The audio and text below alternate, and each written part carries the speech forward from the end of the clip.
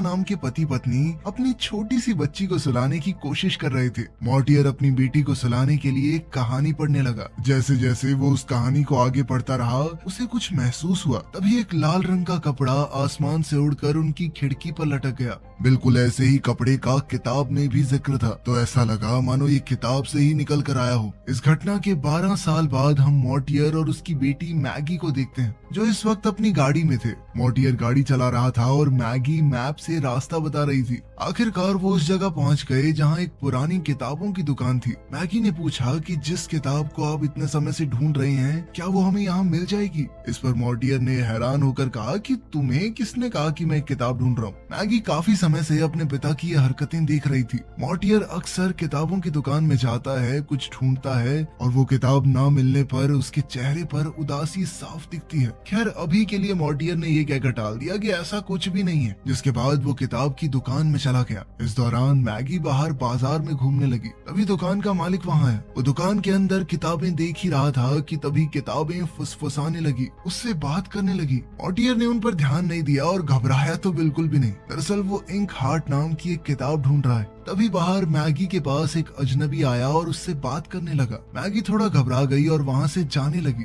तभी इस आदमी ने बताया कि वो और मैगी पहली बार नहीं मिल रहे। जब वो पहली बार मिले थे तो मैगी बहुत छोटी थी। मॉर्टियर दुकान से बाहर आया तो उसने उस आदमी को मैगी से बात करते देख लिया। ये आदमी मॉर्टियर को सिल्वर टंग के नाम से बुला रहा था। मॉर्टियर ने मैगी को कार में इंतजार करने के लिए कहा। इस आदमी का नाम डस्ट फिंगर है। उसने कहा कि वो दोनों चलते हुए बात कर सकते हैं, जिस पर मॉर्टियर ने खींचकर डस्ट फिंगर से पूछा कि क्या चाहिए तुम्हें। डस्ट फिंगर ने मॉर्टियर को उसकी गलती ठीक करने के लिए कहा, जो उसने 9 साल पहले की थी। उसने कहा कि कैप्रिकॉन नाम का आदमी ये जानता है कि तुम कहाँ रहते हो और अगर तुमने किताब नहीं पढ़ी तो हम वहीं तुम्हारा इंतजार करेंगे। दरअसल डस्ट फिंगर चाहता था कि मॉर्टियर उसके लिए पढ़े, लेकिन मॉर्टियर ने कहा कि उसने जोर से पढ़कर सुनाना बंद कर दिया है। डस्ट फिंगर ने कहा कि मुझे उसी दुनिया में वापस भेज दो जहाँ से तुमने मुझे यहाँ बुलाया है। साथ ही वो मॉर्टियर से उस किताब के बारे में पूछने लगा। मॉर्टियर ने बताया कि मेरे पास वो किताब है ही नहीं। इसके बाद मॉर्टियर उसे धक्का देकर वैन की तरफ भागने लगा। उसे रास्ते में मैगी मिली, जो चुपचाप उनकी बातें सुन रही थी। रास्ते में मैगी ने पूछा कि आखिर ये सब हो क्या रहा है। मॉर्टियर ने उसे कुछ भी नहीं बताया, सिर्फ इतना कहा कि मैं तुम्हें बचा रहा हूँ और मैगी को अब कुछ वक्त के लिए अपनी आंटी के घर पर रहना होगा। मैगी समझ गई कि उसके पिता उसे कुछ नहीं बताने वाले। तभी ये दोनों एलेनोर, जो कि मैगी की आंटी है, उसके घर पहुंचे। एलेनोर ने दरवाजा खोला और वो सब बैठकर बातें करने लगे। बातों बातों में एलेनोर ने रेसा के बारे में पूछा। इस पर एलेनोर मैगी से कहने लगी कि बेटा कोई बात नहीं, तेरी माँ चली गई लेकिन मैं तो हूँ ना तेरे साथ। ये सुनकर मैगी गुस्सा हो गई और उसने कहा कि मेरी माँ मुझे छोड़कर नहीं गई है। इतना कहकर मैगी वहाँ से उठकर चली गई। जब मॉर्टियर उसके पीछे गया तो मैगी ने उससे पूछा कि बताओ मेरी मम्मा कहाँ पर है। मैगी का मानना था कि जो किताब मॉर्टियर ढूंढ रहा है उसका जरूर उसकी माँ से कुछ तो लेना देना है। वहाँ मॉर्टियर बैठा एक किताब पढ़ रहा था, लेकिन तभी अचानक वहाँ डस्ट फिंगर आ गया। डस्ट फिंगर ने बताया कि जब मॉर्टियर ने उसकी मदद करने से मना कर दिया तो वो कैप्रिकॉन के पास गया। इससे पहले कि मॉर्टियर उसकी बात समझ पाता, दूसरे कमरे से शीशा टूटने की आवाज आई। मॉर्टियर तुरंत उस तरफ भागा। एलेनोर भागते हुए मैगी के पास आई और कहा कि कुछ लोग घर में घुसने की कोशिश कर रहे हैं। जब मॉर्टियर लाइब्रेरी में पहुंचा, कैप्रिकॉन के आदमियों ने पूरी लाइब्रेरी तहस नहस कर दी थी।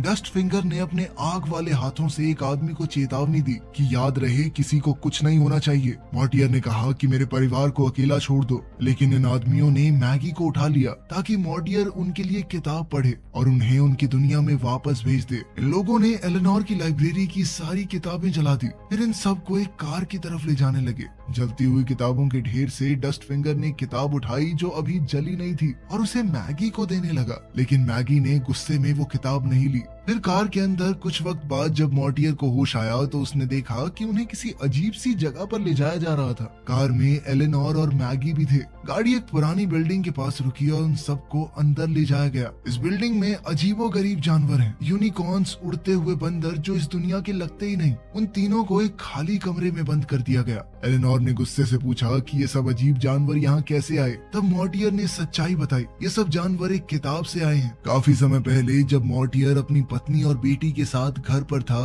वो तीनों एक नई किताब लेकर आए थे जिसे मॉर्टियर ने पढ़ना शुरू किया। पहले तो कुछ नहीं हुआ, लेकिन अचानक एक आदमी किताब से निकलकर बाहर आ गया। यह आदमी कोई और नहीं बल्कि कैप्रिकॉन ही था, जो पेशे से एक डाकू था। इसके साथ बस्ता, चाकू जलाने वाले साथी और फिर डस्ट फिंगर जो घूमते फिरते आग से जादू दिखाता है, ये सब भी बाहर आए। मॉर्टियर के शब्दों से ही ये सब किताब से बाहर आए थे, और जब ये सारे बाहर आए तभी रेसा को किताब ने अंदर खींच लिया। कैप्रिकॉन ने उन पर हमला किया, लेकिन डस्ट फिंगर ने उन्हें जैसे तैसे बचाया। जब मॉर्टियर ने रेसा को ढूंढा तो उसे वो कहीं नहीं मिली। उस दिन के बाद से मॉर्टियर ने कोई भी किताब पढ़कर सुनाना बंद कर दिया। मैगी ने पूछा कि क्या वो रेसा को किताब पढ़कर बाहर नहीं निकाल सकता। तब मॉर्टियर ने कहा कि हाँ, निकाल तो सकता हूँ, पर अब मैगी को लग रहा था कि ऐसी दुनिया में इतने सालों तक उसकी माँ जिंदा भी रह पाई होगी या नहीं, और ये बात पक्की भी है कि वो किताब के अंदर है। इससे पहले मॉर्टियर कुछ भी जवाब दे पाता, उन्हें निकाल कर कैप्रिकॉन के पास ले जाया गया।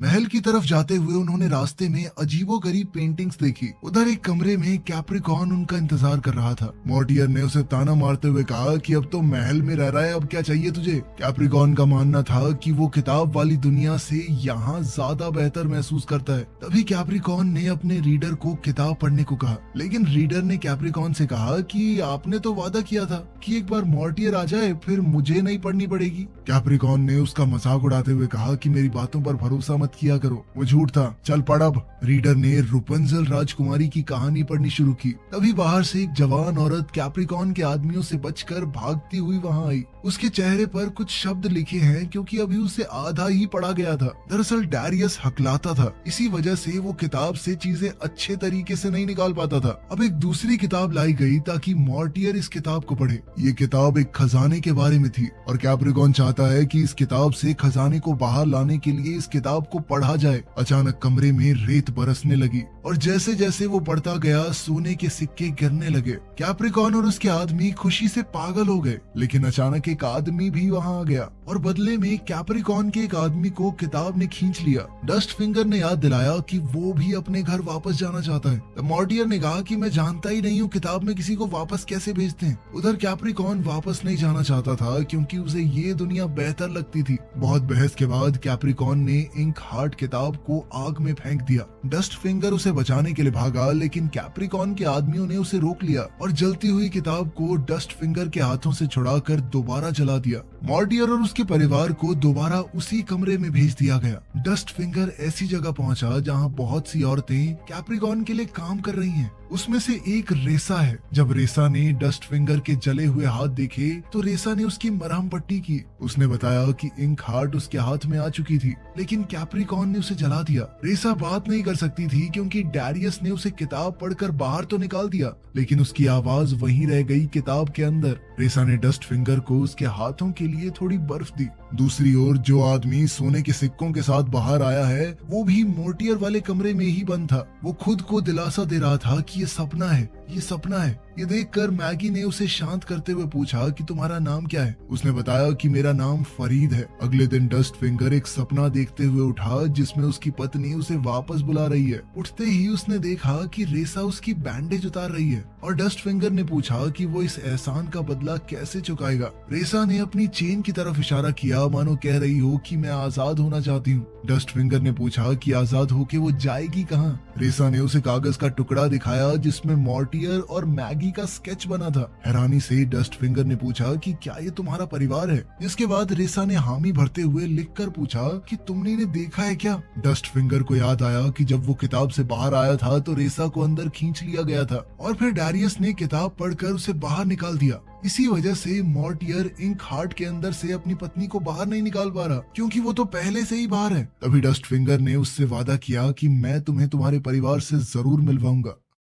वो बाहर गया तो उसने देखा कि गार्ड सो रहे हैं, तो उसने अपने पालतू जानवर को जाकर चाबी लाने के लिए कहा। क्विन डस्ट फिंगर का पालतू जानवर चाबी ले आया और रेसा को दे दी। रेसा ने अपनी चेन खोली जिनसे वो बंधी हुई थी। जैसे ही डस्ट फिंगर मॉर्टियर के दरवाजे पर पहुंचा, उसने मैगी को कहते सुना कि शायद इंक हार्ट की एक और भी कॉपी हो। डस्ट फिंगर अंदर गया और उसने मॉर्टियर से पूछा कि क्या वो एक डील कर सकते हैं कि अगर इंक हार्ट की एक और कॉपी मौजूद है तो वो उसे साथ मिलकर ढूंढेंगे और फिर वो डस्ट फिंगर को वापस अपने घर भेजकर रेसा को बाहर बुला सकता है। डस्ट फिंगर ने एक किताब निकाली और मॉर्टियर को पेज 14 पढ़ने को कहा। जैसे ही उसने ये पेज पढ़ा, एक बहुत बड़ा तूफान आ गया जिसे देखकर सभी गार्ड्स घबरा गए। रेसा भी बाहर आई, लेकिन भागते हुए वो एक बड़े खड्डे में जा गिरी। डस्ट फिंगर, मॉर्टियर, फरीद, एलेनोर और मैगी वहाँ से निकल गए। भागते भागते डस्ट फिंगर नीचे गिर गया तो उसने देखा कि रेसा एक खड्डे में फंसी हुई है। उसने डस्ट फिंगर से मदद मांगी, लेकिन डस्ट फिंगर ने उसकी मदद नहीं की और बाकियों के साथ वहाँ से भाग गया। वो सभी लोग एक वैन में बैठकर वहाँ से निकल गए और पूरी जगह तूफान से तहस नहस हो गई। ये लोग गाड़ी चलाते हुए शहर में पहुंचे, जहाँ उन्हें इंक हार्ट के राइटर से मिलना था। डस्ट फिंगर ने उनके साथ जाने से मना कर दिया क्योंकि वो अपनी जिंदगी की आगे की कहानी नहीं जानना चाहता, उसे जीना चाहता है। इस पर मैगी ने पूछा कि ये तो अच्छी बात नहीं है कि तुम्हें फ्यूचर का पता होगा। उसने कहा कि जब पहले से पता होगा तो जिंदगी जीने का मजा ही क्या है। मैगी और मॉर्टियर अब किताब के राइटर के पास पहुंचे। राइटर ने दरवाजा खोला तो उसे लगा कि ये लोग उसका ऑटोग्राफ लेने आए हैं, लेकिन मैगी ने बताया कि हम तो अभी अभी कैप्रिकॉन के चंगुल से बचकर भागे हैं। लेकिन किताब के राइटर फेनोग्लियो को उसकी बात पर विश्वास नहीं हो रहा था और वो उनकी बातों को मजाक समझकर मुस्कुराने लगा। उसने कहा कि हाँ, मेरे लिखे हुए किरदार हैं ही इतने बेहतरीन कि लोगों को ये असली लगने लगते हैं। फिर वो तीनों वहाँ वापस पहुँचे जहाँ वो फरीद और डस्ट फिंगर को छोड़कर आए थे। उन्होंने डस्ट फिंगर को आग के साथ कुछ करतब करते देखा। हैरानी से राइटर ने कहा कि ये तो बिल्कुल वैसा ही है जैसा मैंने लिखा था। फेनोग्लियो खुद को रोक नहीं पाया और वो डस्ट फिंगर से बात करने आगे बढ़ा, लेकिन मॉर्टियर ने उसे रोक दिया, ये कहकर कि डस्ट फिंगर उससे डरता है क्योंकि वो अपनी कहानी का अंत नहीं जानना चाहता। फेनोग्लियो ने कहा कि इसलिए डर रहा है क्या कि आखिर में मर जाएगा। ये सुनकर तो बेचारा डस्ट फिंगर डिप्रेस ही हो गया। अबे मरना था मर जाता, बताने की क्या जरूरत थी साले राइटर। आखिरकार उसने फेनोग्लियो से पूछा कि वो मरेगा कैसे। फेनोग्लियो ने बताया कि तुम अपने पालतू जानवर क्विन को बचाते हुए मरोगे। तभी मॉर्टियर ने राइटर से इंक हार्ट की कॉपी मांगी। राइटर उन सबको अपने घर ले गया जहाँ स्टोर रूम में बहुत सी किताबें थी, लेकिन इंक हार्ट वहाँ नहीं मिली। राइटर ने बताया कि कुछ वक्त पहले पता नहीं कैसे मेरी किताबें या तो जल जाती या फिर गायब हो जाती, समझ ही नहीं आ रहा क्या हुआ। मॉर्टियर तुरंत समझ गया था कि जरूर इस सब के पीछे कैप्रिकॉन का हाथ है, लेकिन आखिरकार इंक हार्ट की एक मैन्युस्क्रिप्ट मिल गई। अब डस्ट फिंगर को वापस जाने की पूरी आग लगी हुई थी। उसने मॉर्टियर से कहा कि अब जल्दी से मुझे वापस भेज दो, लेकिन मॉर्टियर ने कहा कि पहले वो अपनी पत्नी को वापस लाएगा। अब डस्ट फिंगर के पास सच बताने के अलावा कोई चारा तो था नहीं। उसने बता ही दिया कि तुम्हारी पत्नी इसी दुनिया में है। डैरियस पहले ही उसे वहाँ से निकाल चुका है। गुस्से में आकर मॉर्टियर ने पूछा कि अभी वो कहाँ है, लेकिन डस्ट फिंगर ने कहा कि तुम्हें मुझे वादा करना होगा कि मुझे वापस किताब में भेजोगे। जिसके बाद डस्ट फिंगर ने बताया कि वो वही है जहाँ से हम भाग कर आ रहे हैं। राइटर की गाड़ी में उन दोनों ने वहां जाने का फैसला किया, जबकि फरीद और मैगी को वो लोग राइटर के पास ही छोड़ गए। उस रात मैगी को राइटर के घर पर अचानक ही बैठे बैठे किसी के फुसफुसाने की आवाज आई। ये वही किताब है जो जलने से बच गई थी। मैगी उस किताब के पास गई और उसने इसे पढ़ना शुरू किया। जैसे ही उसने किताब पढ़ी तो टोडो नाम का एक कुत्ता किताब से बाहर आ गया और तुरंत बिस्तर के नीचे छुप गया। राइटर ने अचानक ही उसके कमरे का दरवाजा खटखटाया। जैसे ही मैगी ने दरवाजा खोला, उसे पता चला कि राइटर को कैप्रिकॉन के गुंडों ने बंदी बना लिया था और अब वो गुंडे मैगी को धमकाकर मॉर्टियर का पता पूछने लगे। तभी राइटर ने टोडो को देखा और उसे पता चला कि मैगी भी किरदारों को किताब से बाहर ला सकती है। उसने ये बात गलती से जोर से बोल दी। ये सुनकर कैप्रिकॉन और उसके गुंडे समझ गए कि मैगी भी एक सिल्वर टंग है, जिसके बाद वो मैगी को अपने साथ ले गए। रास्ते में मॉर्टियर ने डस्ट फिंगर से पूछा कि क्या रेसा ठीक है। इस पर डस्ट फिंगर ने उसे बताया कि वो वैसे तो ठीक है पर बोल नहीं सकती। अचानक डस्ट फिंगर ने मॉर्टियर को गाड़ी रोकने के लिए कहा। उसने जाकर गाड़ी की डिक्की को खोल कर देखा तो वहाँ फरीद छुपा हुआ था। फरीद ने कहा कि मुझे वो राइटर ठीक आदमी नहीं लग रहा था, इसीलिए मुझे नहीं रहना था उसके साथ। जल्द ही मॉर्टियर, फरीद और डस्ट फिंगर कैप्रिकॉन के महल के पास पहुंचे। इन्होंने चुपचाप पीछे के रास्ते से अंदर घुसने की कोशिश की, जिसके लिए वो छत पर चढ़ गए। तभी मॉर्टियर फिसल गया और कैप्रिकॉन के आदमियों ने उसे देख लिया। इसी तरह ये तीनों बचकर भागे। मॉर्टियर ऊपर चढ़ा और और रेसा के कमरे तक पहुंच गया जहां रेसा का सारा सामान पड़ा था। अंदर जाकर उसे रेसा की स्केचबुक मिली जिसमें उसने अपने परिवार की ड्राइंग्स बनाई थी। बाहर फरीद और डस्ट फिंगर मॉर्टियर का इंतजार कर रहे थे। इस दौरान फरीद ने डस्ट फिंगर से कहा कि मैं तुम्हारा आग वाला जादू सीखना चाहता हूँ, और काफी कोशिशों के बाद वो ठीक ठाक जादू करने भी लगा। वो दोनों वहाँ खड़े ही थे। इस दौरान कैप्रिकॉन के एक आदमी ने उन्हें पकड़ लिया। फरीद तो किसी तरह भाग निकला, लेकिन डस्ट फिंगर को पकड़कर महल के अंदर कैप्रिकॉन के पास लाया गया। जैसे ही वो कैप्रिकॉन के पास पहुंचा, उसने देखा कि रेसा एक जाल के अंदर बंधी हुई थी। रेसा ने डस्ट फिंगर को अपने पास खींचा और डस्ट फिंगर ने उसे बताया कि उसका पति उसे लेने आया है। इस कमरे में कैप्रिकॉन मैगी से किताब पढ़वा कर बहुत सी चीजें इस दुनिया में ला रहा था,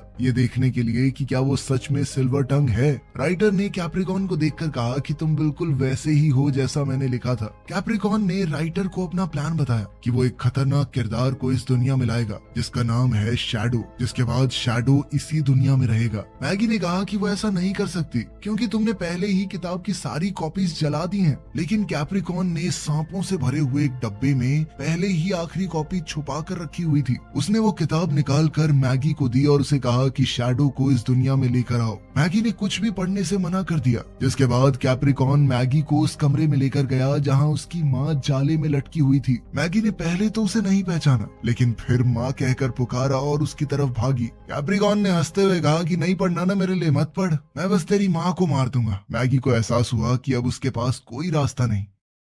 इसके बाद मैगी और डस्ट फिंगर को जेल में डाल दिया गया। डस्ट फिंगर अलग जेल में बंद था, जबकि मैगी और राइटर को एक साथ बंद किया गया था। जल्द ही डस्ट फिंगर को पता चला कि मैगी भी एक सिल्वर टंग है और वो भी उसे किताब में वापस भेज सकती है। वहीं राइटर कुछ लिखने की कोशिश कर रहा था। मैगी ने उसे सुझाव दिया कि तुम कहानी में कैप्रिकॉन को शैडो से मरवा दो ना। तभी बैस्टा मैगी के लिए खाना लेकर आया। उसने कहा कि कैप्रिकॉन चाहता है कि कल के लिए वो खूब तैयार रहे। तभी राइटर ने बैस्टा से पूछा कि हम लोग भूत की कहानियों की बातें कर रहे हैं, तुम सुनना चाहोगे? ये सुनते ही बैस्टा बहुत ज्यादा डर गया। दरअसल राइटर जानता था कि मैंने इसको लिखा ही ऐसे है कि ये भूतों की कहानियों से बहुत डरता है। तभी क्विन बैस्टा पर कूद पड़ा और उसकी थैली चुरा कर डस्ट फिंगर के पास ले गया। अब बैस्टा डस्ट फिंगर की जेल में घुसा अपनी थैली को वापस लेने के लिए, जिसके बाद डस्ट फिंगर ने अचानक ही उसे भूतों की कहानी सुनाना शुरू कर दिया और वो कहने लगा कि यहाँ जो कंकाल पड़े हैं ये अभी जिंदा होकर तुझे मार डालेंगे। ये सब सुनकर बैस्टा बहुत ज्यादा डर गया। इस बात का फायदा उठाकर डस्ट फिंगर ने बैस्टा को जेल में बंद कर दिया और खुद बाहर निकल आया। डस्ट फिंगर ने मैगी और राइटर की जेल का ताला खोलने की कोशिश भी की, लेकिन वो नहीं खुला।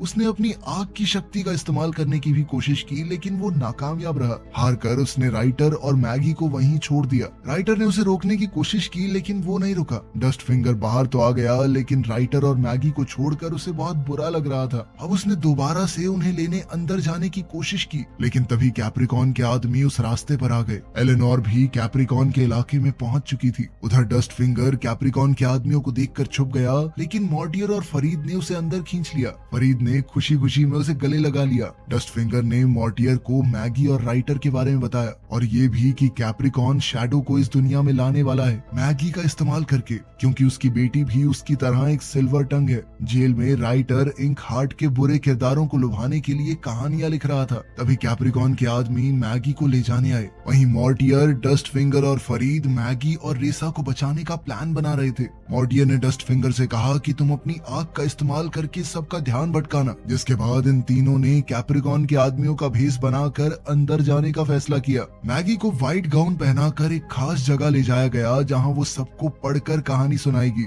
उसने वहां रेसा और राइटर को पिंजरे में बंद देखा। कैप्रिकॉन ने घोषणा की कि कई साल बाद अब वो अपने लोगों से मिल पाएगा। उधर मॉर्टियर, फरीद और डस्ट फिंगर अंदर घुसकर कैप्रिकॉन के आदमियों को खत्म करने लगे। एलेनोर जब अंदर घुसी तो उसे वहां डैरियस मिला। उसने डैरियस से कहा कि अगर तुम यहाँ से निकलना चाहते हो तो मेरी मदद करो, जिसके लिए डैरियस मान गया। मैगी को जैसे ही पढ़ने के लिए किताब दी गई, उसे मॉर्टियर दिखाई दिया, लेकिन वो फिर भी शांत रही। मौका देखकर राइटर ने टोडो को एक पेज दिया ताकि वो मैगी तक पहुंचा सके। मॉर्टियर ने चिल्लाकर मैगी को आगे पढ़ने से मना किया, क्योंकि शैडो उस दुनिया में आना शुरू हो चुका था। जैसे ही टोडो ने मैगी को राइटर का दिया हुआ वो पन्ना पकड़ाया, मैगी ने उसे पढ़ना शुरू किया, जिसके बाद शैडो अचानक से कैप्रिकॉन के ऊपर हमला करने के लिए मुड़ गया। वहीं डस्ट फिंगर और फरीद महल को जला रहे थे। एलेनोर एक घोड़े पर सवार सारे जानवरों के साथ वहां पहुंच गई, जिससे चारों तरफ हड़बड़ी मच गई। मॉर्टियर ने मैगी से आगे पढ़ने के लिए कहा ताकि कहानी बदली जा सके, लेकिन आगे कुछ लिखा ही नहीं था। इसलिए मॉर्टियर ने मैगी को पेन पकड़ाया और कहा कि आगे की कहानी तुम लिखो। मैगी ने कहानी में कैप्रिकॉर्न को एक स्टैचू बना दिया और वो धीरे धीरे रेत में बदल गया। उसने शैडो को भी वापस भेज दिया और बाकी सब लोगों को भी जो किताब से बाहर बिना अपनी मर्जी के आए थे। डस्ट फिंगर ये सब देख रहा था, लेकिन उसने वापस जाने का मौका खो दिया। जिस वक्त ये सब हो रहा था वो थोड़ा दूर था। फरीद ने कहा कि मॉर्टियर उसकी मदद जरूर करेगा, लेकिन डस्ट फिंगर ने कहा कि अब तो इसे अपनी बीवी भी मिल गई,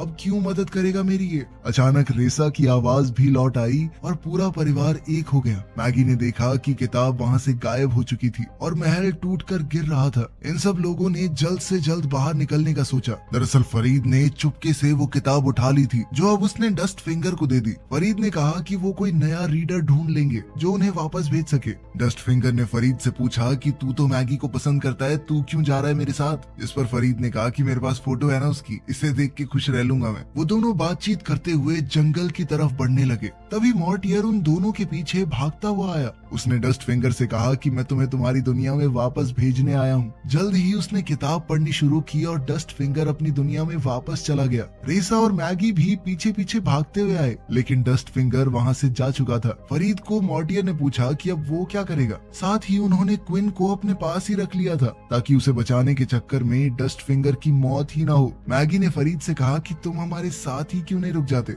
जिसके लिए वो मान भी गया और अब